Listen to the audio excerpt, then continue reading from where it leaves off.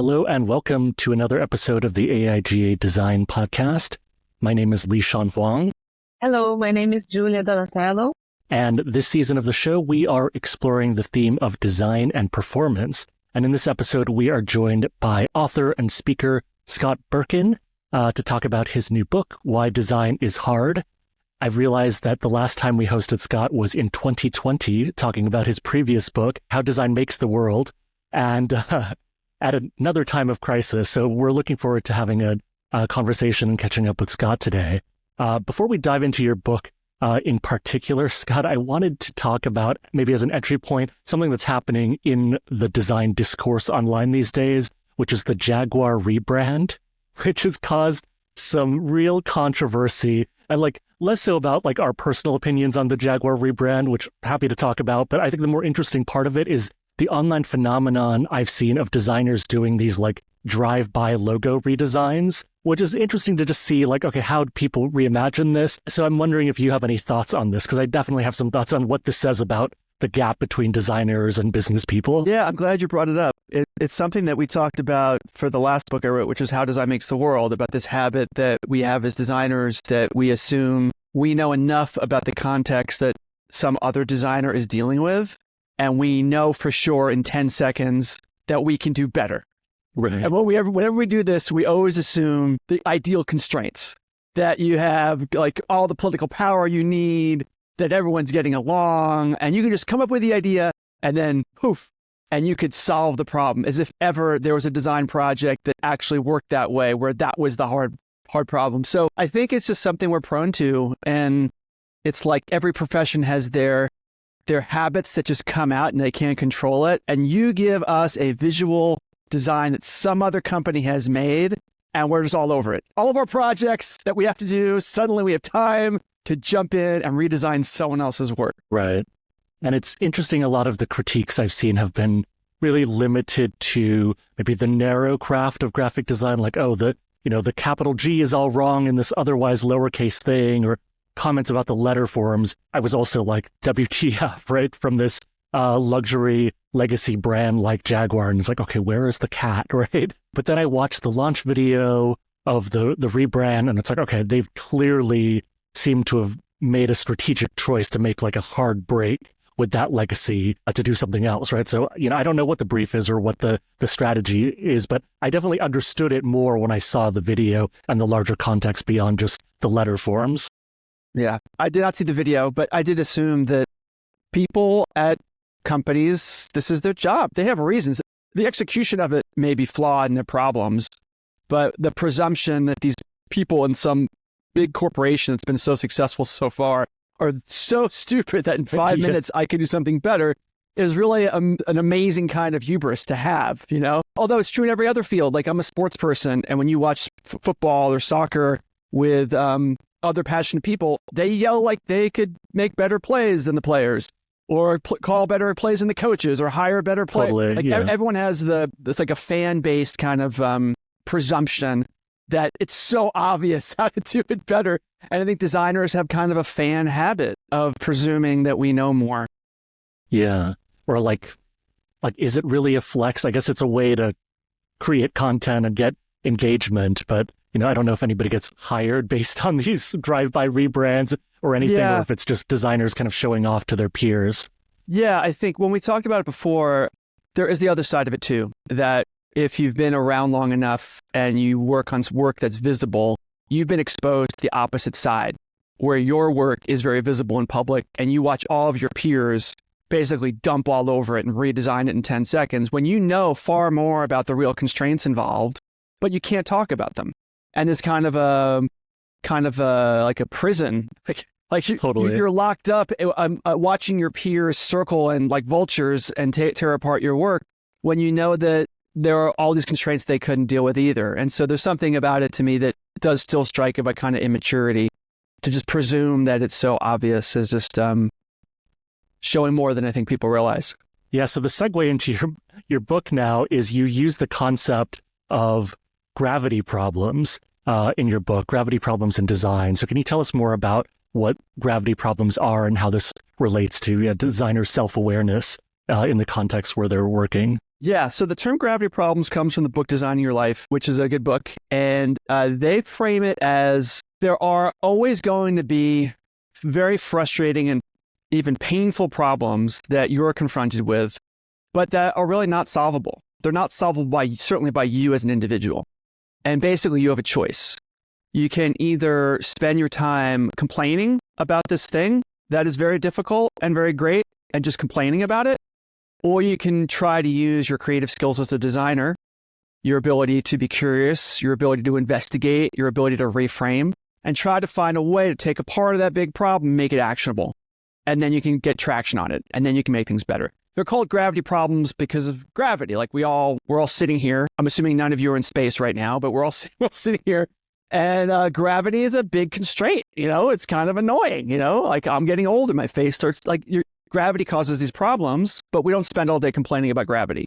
We just assume it's a constraint, and we build our entire lives around the assumption we will always have gravity. And so I use their framing of that for us as designers, that the book captures the top complaints I've heard from designers for years and tries to say, hey, guess what? We've been complaining about this for decades. We're probably going to complain about this for decades in the future. So let's maybe spend less time complaining about these things and get smarter and better at chipping away at the problems and finding ways to use our superpowers to reframe and make things better. So you also mentioned the importance of designers to understand the business context of what the work that they're doing. How do you think this understanding can improve the designer's performance and the influence within the organization that they're working in or for? And if you can share a personal experience where business skills impacted your performance or the performance of the designers that you were working with. There's a section in the book that calls out some of these unfortunate truths that we have to get better at just accepting. And one of those sections is titled, Bad Design Makes Money. It's just something that we're not exposed to very much in design culture. We always assume that better design is better and the world should get better because of us and people are good at design. That's what we want, is a better design world. But we don't recognize how often the case that design is expensive, like hiring us and paying us. And then on top of that, to build a culture in an organization that is mature enough to develop ideas well and have the patience around good ideas, whether it's aesthetics or functionality, that requires a cultural shift. That's expensive too. You need better leaders who are better at building that kind of culture that really cares about quality. That's also expensive. And so when you think of it purely from a abstract accounting standpoint of assets and liabilities, design in many businesses is a liability. That's why we don't get that much respect. That's why they don't hire us that much. It's got nothing to do with you as an individual designer or how talented you are. It's just the recognition of how the orientation of most organizations are not oriented and will never be oriented primarily about design. It just doesn't make sense for human nature. And that's a really tough one for us to swallow because our nature and our communities is so focused on that. And everything's about design and everything's about why isn't design better. But we do have a kind of egocentrism about our values. And so to answer your question, in our community, we're also supposed to be good about being curious about customers and users and user research and wanting to solve the real problems that people have. And so the advice in the book, and my advice, is to apply those design skills. We have the superpowers of those design skills to want to actually make the world better. So when you're in an organization, instead of treating it like the bad kind of gravity problem, how come no one cares about design? Why am I always ignored? And making it personal is to be curious and go, maybe there's a really good reason for their value system for why I'm being ignored. Let me be curious about it. Let me find that out. Let me not be angry about it. Let me really want to learn. And then show up at meetings instead of having what we have like as a default rallying cry of, I'm going to make it beautiful, or I'm here to fight for the user, which is still very egocentric, to show up and say, I just want to spend the next half hour learning from the business manager how they run their day. I'm just going to interview them like they're a customer. I'm not going to sell them on anything. For a half hour, I just want to learn and be curious. And We have that skill set, we just don't use it. And if we do use it, now the way we're oriented to our coworkers and the way they see us becomes very different. Because by being genuinely interested in them and using those skills we have to let them share some of their problems and have us help them frame those problems or draw them out for them, we earn some trust from them. We earn some credibility from them. And then the opportunity exists to find some kind of sweet spot, some kind of overlap of their problems and our goals. And that's where you start, is where they are now allied with us because they want the same thing that we do. The challenge of all this is it's work and someone has to do it. And unfortunately, that's usually us because nobody knows what we know. Nobody knows our superpowers. Like that, no one has a superpower of mind reading and can look at us and go, oh, I know exactly how you can help my company. And I know exactly what to ask you. There's just not enough of us in the world. So that's just the burden, the responsibility that we have. It's not the most fun message, I know, but I think it is the way to pivot and to frame these frustrations we always have differently. Yeah. I think for me, I see it as more like, okay, designers have been talking about learning more about the business side of things for a while now. We try to do that in our programming at AIGA in terms of the courses we offer. But then I see your book as like filling in this gap of like saying like, okay, well, you learn more about the business side and also like lean into embracing internal politics, right, in your company and like actually understand power and stuff like that. So I wanted to go back to this superpower phrase that you've been using. Another one you use in the book is border walkers, right? That designers are, by definition, these liminal practitioners. Like we're always touching upon other disciplines, other fields. And so, yeah, I'd love to hear more about that, how you see power as part of this. Ideas go everywhere on a project. And whoever is the connector of those ideas gets a kind of political influence because they're the ones in those conversations. Where the danger line comes into play, the stereotype for designers is that we're more introverted. We tend to be a little more solitary. And that's not always true, but I think there's some truth to that general preference. We've chosen this work, which is solitary work. And engineers are the same. Engineers work with, they work with bits in the same way that designers tend to like to work with pixels. We can control those things. So anytime I bring up the topic of socialization and politics, there's often a bearing down of like, I don't want to be in more meetings. I don't want to. Yeah. So what the book offers instead, though, is to say that curiosity is our superpower. Curiosity and then exchange of ideas. And I really do think curiosity is the way. Instead of saying, how come I always get shut down? How come I never get the resources I need? To say, who in these meetings that I hate, who leaves those meetings feeling like, this is amazing. This is a great meeting. Because that's the spectrum you're dealing with then. And the more curious you can be about how that person achieved what they did, who they talked to first. And that's really the reframing that you need. Politics is a way out of taking responsibility for being a person who works with ideas to me. I think that we romance ideas, that if your idea is good enough, it should be obvious to everybody else how good your ideas are.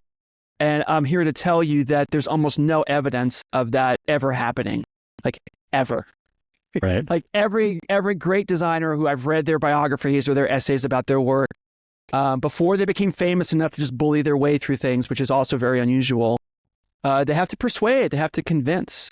So by calling it politics, I think we put it in a corner and say it's something that we should not have to do. I think it's a denial of our own value.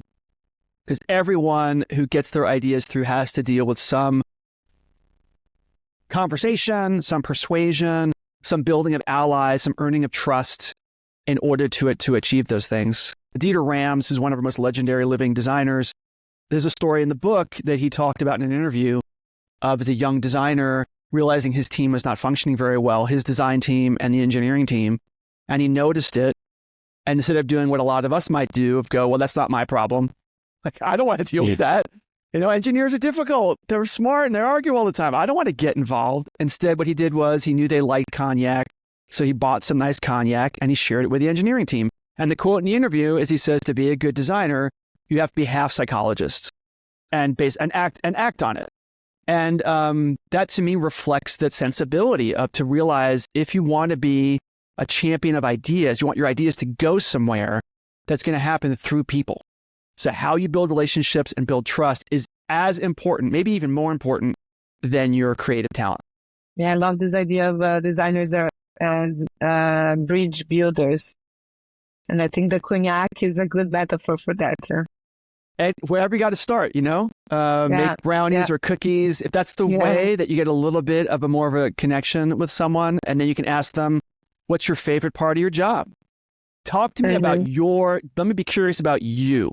What's your favorite part of your job? What do you think is high quality work? People really do want to do great work. And when you get them talking about great work, and as designers, we know a lot about what that means. We have a lot of language for what that means. But to get them talking about it first, what they think great work is, and then say, so what's the greatest work you've done in this organization? What has held you back? And 9 times out of 10, the stuff they complain about is the same stuff that we complain about. I get ignored, I don't have enough power.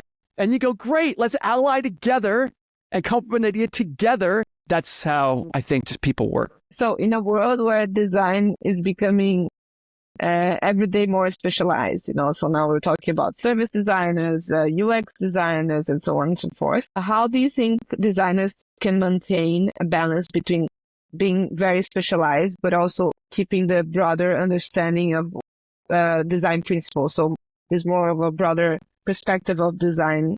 And how do you think this balance contributes to the designer's overall performance? My last book, which was How Design Makes the World, offers that, other authors have offered the same idea, but that design is a kind of everyday activity in certain tasks.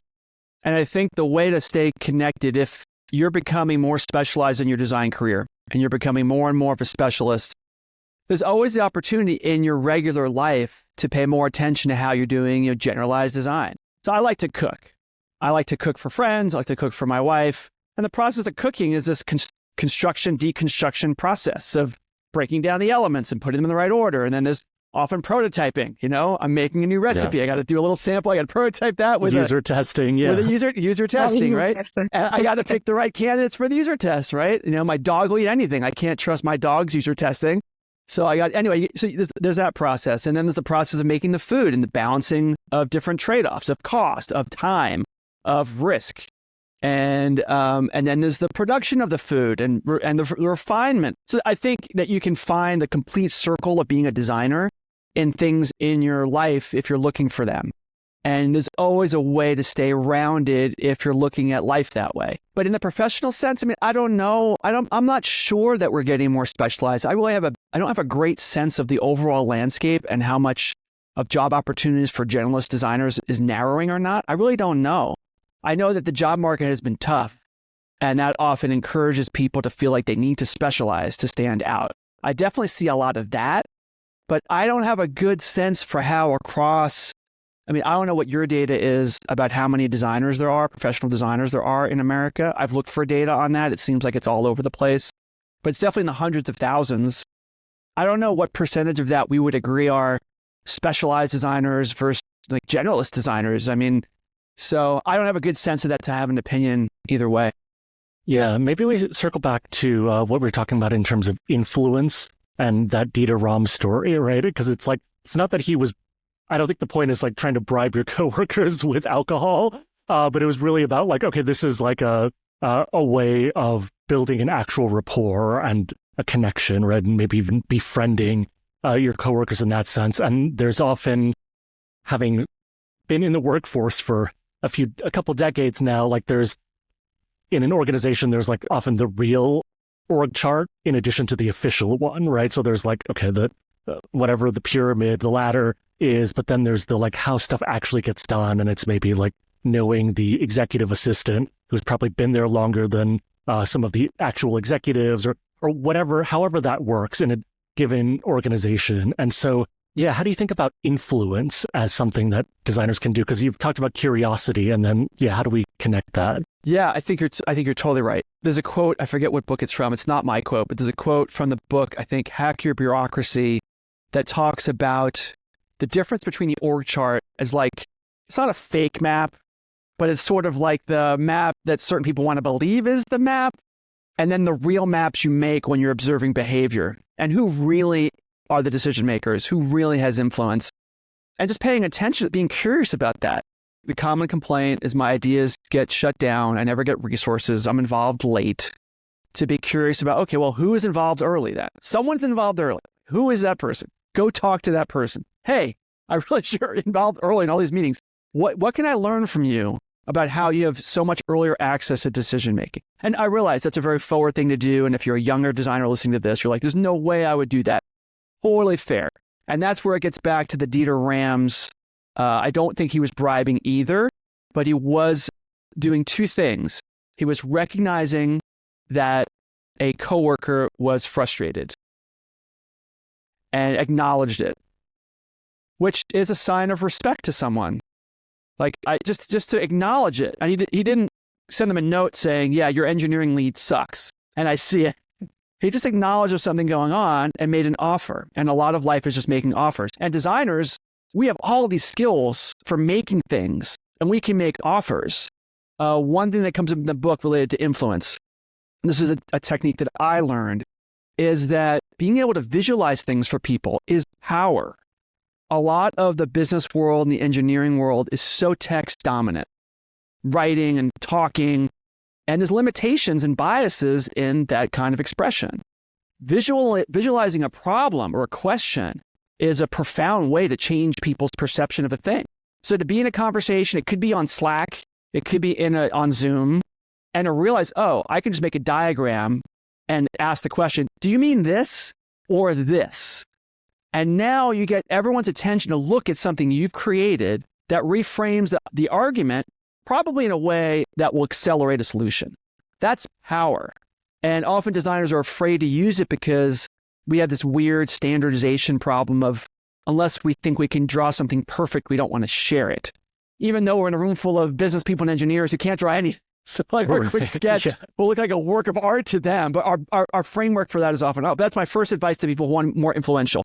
Use your superpower of visualizing questions and problems. You can do it asynchronously.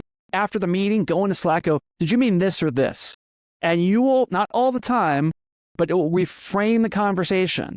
And the leaders who are smart will notice that it was your action as a designer to do a creative choice like that changed the conversation, solved the problem. And now you're earning trust with them. They'll want you in the meeting when there's a tough decision to be made, because you have this ability, which is really facilitation. You're using visual skills, but you're facilitating the discussion. Facilitation is one of the most leverageable skills you can learn. And you don't have to be an extrovert to do it. You have to have a little bit of initiative to lend your skills and even just ask the question, do you mean this or this? And that now the conversation shifted and it's been improved because it's now visual, which most of these problems are better represented, not most, many of them are better represented visually than through 2 pages of text. So that's my superpower advice, is use those skills, make your conversations more visual. And that can be a way to get that influence that you're seeking. You give a few definitions of design in the book, and one of them is like repairing what's broken. The other one is bringing light to darkness. So visualization feels like it falls within that, right? Because this is like things that people have been talking about, or it's kind of lost in the prose and you're connecting the dots. And then the third one is finding creative escapes from perceived dead ends. And I think that connects to the reframing stuff that you're talking about. Are there other examples of like these reframes? Because again, it's like you're not fighting gravity, right? But there's still something that allows you to, you think you've reached this dead end, but somehow it's a paradox and you've found another, like a third way out. A lot of what I tried to respond to in this book is the perennial feeling for designers of feeling alone and feeling left out. And I mentioned it already, but it's worth reminding, it's worth saying it again. Even I see it on LinkedIn now, people complain about what are normal frustrations for smart people in large organizations, but they'll frame it as some kind of intentional and focused diminishment of design. Like, we take it very personally. And our default assumption is that designers are the only one being marginalized in this way. And a lot of the time, many people feel that way. Engineers feel that way. Marketers feel that way. The business development guy who seems to get all the attention, he's unhappy because most of his ideas get shut down too. There's generally, for creative people, feeling like the organization moves too slowly. I don't get enough respect. That's just how smart, motivated people feel in big organizations. And that means that there's an opportunity to connect with those people and find them. And you do that by being curious. Instead of assuming it's about you, recognize there are other patterns in organizations that can make you feel that way, but there's other reasons why. And those other reasons can reframe the problem. Wait a second. Half of the engineering team thinks the quality of the work they're asked to do is very low, and they want to do something better. Wait a second. Can't I buy them lunch over the weekend and we'll rent an office space and we'll build something together? A lot of my career was spent as a project lead. I was a UX person for a while, but I became like a project lead person. And the thing that saved me so many times was the recognition that engineers usually have special power. Yeah. They can just decide to build more stuff. Like nobody else can do it. The marketing team can't do it. The business people can't do it. The engineer could decide, you know what? I like this idea.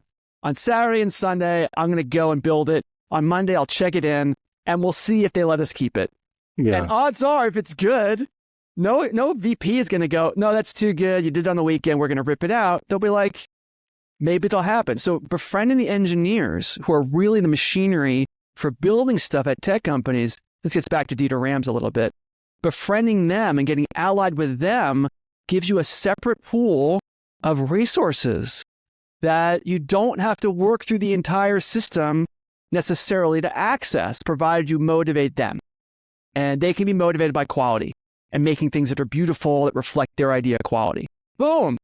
Now you have allies and influence and changing the nature of a project. So in addition to Dieter Rams, you also talk about Paula Scher, right? And I feel like there's a story with her that's become design legend with the city logo redesign when they were merging with Travelers. And she apparently drew this on a cocktail napkin, and that's great. But I think the takeaway when it's been kind of perpetuated has been about like these eureka moments, which sometimes happen for designers. But then there's all the probably all of the stuff that we didn't see and that's not at all glamorous, which is like selling this to all sorts of decision makers to actually make this 30-second sketch into something that's going to, that they had to put on like corporate letterheads and change the logos on buildings. I mean, like this is multi-million-dollar kind of things, right? When you're doing these corporate mergers and rebranding things. Can you tell us about like how you reframed that legend and ground it more in reality? I wrote an earlier book years ago called The Myths of Innovation. And the goal of that book was to dig into all of these stories that a lot of our education around creativity are based on. And they're mostly flawed. They're mostly not the truth. Mostly not. And we have a tremendous romanticization of eureka moments as being the nature of creativity. And so the Paula Scher story is another mythology story where it's known as this $1 million sketch. And she did apparently make this sketch very quickly. But what we're led to take from that story is, well, she must have been so talented and worked so quickly. And that's the aspiration for us as designers, is to be able to make napkin sketches and then like take the week off. Yeah. Like what are we supposed to learn from this? That's what we're supposed to learn. And then we also critique that sketch too, of like, oh, I could do that. The valuable lesson out of that story, there's a couple of things. One is that even if she made that sketch so quickly and it did become the logo, the ability to do that is based on an entire career's work. And she knew to make that particular sketch in that low fidelity way with that group of people at that time. There's a whole bunch of other factors that led to her choices there that reflect a long and very talented career. The second lesson, though, as she told the story there's a Netflix documentary episode about her. In that episode, she talks about how long it took to get from that sketch to that logo being in the world. And it was about 2 years. And the quote, I won't get it quite right, is that she says is that the design, and by that she was referring to the ideas, the design is not the hard part. The hard part is getting people to use the ideas. And she talks about that, as you might guess, there are meetings and debates, and then that sketch has to be transformed into actual production design work. What's the color scheme? How's it going to scale? Are there going to be different versions? How do you print it on different materials and all? Yeah. Everyone listening to this, we all production, we know, like complicated. And sometimes you run into things with the production that are blockers that prevent the idea because they're so difficult in the execution that the idea just doesn't work. And that's really what design is to me. I want a better design world. That means these ideas have to navigate themselves through companies and organizations and all the complexity to get out into the world. If it doesn't get out into the world, we haven't made the world better. We haven't solved the problem, really. We've just exercised our creative skills, which don't necessarily help anyone. So that is part of the spirit of the book. And you could say, listening to this, well, I don't want to do all that work. I don't want to influence people. I don't want to be persuasive. And I feel like that's fine. Like no one's saying you have to, but I think many of us really do deeply believe in the power of design. We want a better design world. And design is hard because there's no way to escape these tasks. Someone has to do this work of filling out the idea, persuading people, getting support. And if we don't do it, as the people who are supposed to be most passionate about design, then we're expecting someone else to do it? Why? Like, why do we expect that? That's the question I poke at of, it's up to us. It's up to us to at least see it as a problem that we have to get better at and encourage future generations of designers to be more accepting of as being part of the job or part of this ambition to have a better world. You touched upon this in your response just now about essentially like designers having this choice, right? To either keep on designing, like being in the design tools every day versus maybe, as you did in your own career, becoming a project lead and like being a deciderer. You have that Venn diagram too of the designer and the deciderer. And so I think that's another kind of identity issue that designers go through of like, oh, are you no longer a designer because you've become a manager or something, but then you have more ability to actually decide on these design decisions, even if designer isn't in your job title anymore. So do you have any advice for folks to think through that in their career paths? I do. I'm glad you brought it up. So the Venn diagram in the book is we're told, it's just assumed when you go to design school, you read a design book that you are the person who's going to make decisions. That's just what it would be to be a designer, to design a building, design a house. You decided most things. But the workplace, the number of decisions designers make is relatively small. We influence a lot of things, but there's usually a executive or project lead or sometimes the engineering lead who's really deciding the budget and the goals. And we have to just accept that. Where designers run into trouble is identity. And we want that word in our job title. This is like a heretical thing to say. I think it's not always a mistake, but it can be a liability because if the advice I give is you should have a job where most of the work you're doing every day is the work that you want to do, whatever it's called. Whatever it's called. Yeah. Whatever it's called. If the job is 80% of what you want to do, including making design decisions, picking the budget, and doing the design work, is called, super widget master. And there's another job called like senior executive designer that only has 10% of the work you actually want to do. Pick the first job. That's my advice. Do the actual work you want to do. And what other people look at you and say about you because the word design is not in your job title, I think is really not important. What's going to be important is having a fulfilling career where you're influencing important decisions. And when you go home at the end of the day, you feel like I have made this better. I had the power to make this better and I feel good about it.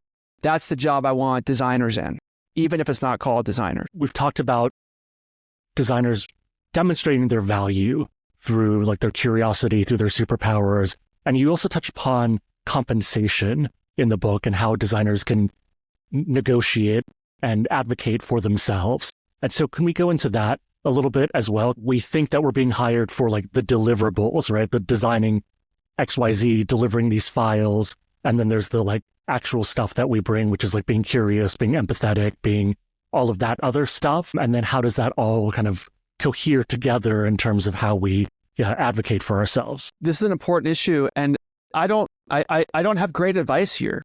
The book calls out the fact that to be a designer means you are dealing with the legacy perception that organizations have about what that means.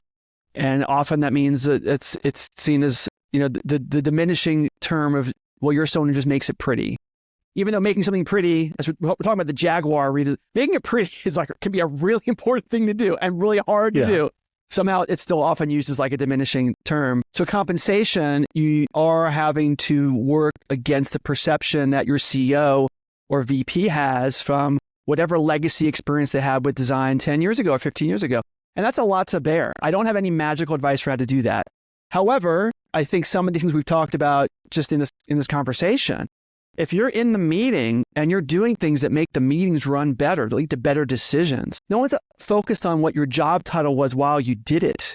Yeah. They noticed that while you were in the room, Sally or Joe, whoever you are, when you're in the room, better things happen. You're smart. You're useful. That's the pathway to compensation, is recognition for how you're contributing, not just in your specialized role, but you're recognizing the way the connective tissue has to work and you're in those situations and you're doing things that help the project rather than just help you function in your job. I do think that designers have a lot of the skills that allow them to do that, but we have to take more initiative to do it.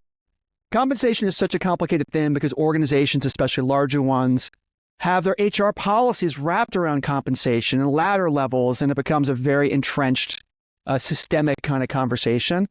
But where you lose that designer title again when you're moving up, right? And that's goes back to that identity thing we were talking about. Right, which also, I mean, again, is part of the argument for me of like, if you can be a product manager somewhere because you can do 80% of the role, that's a much easier path to better compensation and better influence without having to fight these larger battles of representing design to companies that don't have a long history with it. I do think, though, that the more of that value you're expressing and project leaders see it, they're the ones who have the leverage to say, yes, this person's in a design role, but they're contributing in a way that's closer to this other role.